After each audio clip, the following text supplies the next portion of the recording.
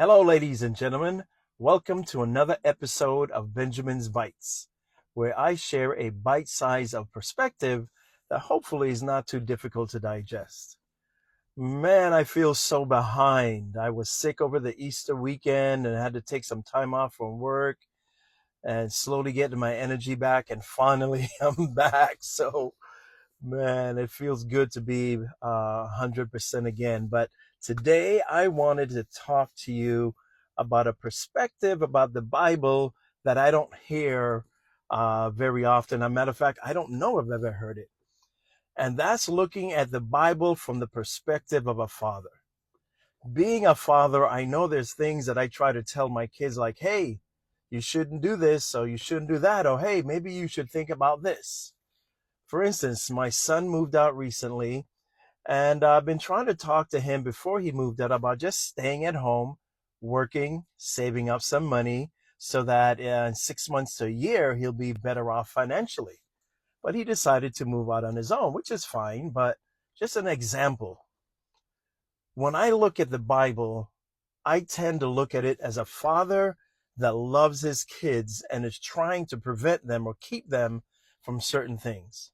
For instance, the Bible says, he that finds a wife finds a good thing and has obtained favor from the Lord.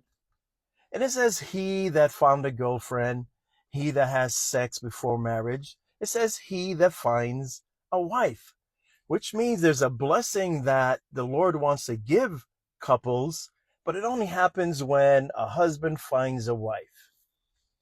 Unforgiveness is another thing. I think that people misunderstand unforgiveness. I think as a good father, he knows the pain and the weight that you carry by not forgiving. I've heard it often say, and I think it's a good example, unforgiveness is like you drinking poison, hoping that it affects the person that you don't want to forgive. In the long run, it only affects you.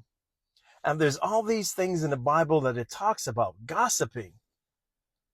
We are created in God's image. So when you talk negatively about somebody else, or when you talk negative about yourself, your words have impact. And any good father wouldn't want to see his kid talking negatively about himself or herself or any others. So my challenge is this. When you read the Bible, look at it as a father wanting the best thing for him. If you don't have a good example, read Luke chapter 15, especially the part about the prodigal son. And remember, if you change your perspective, you could change your life.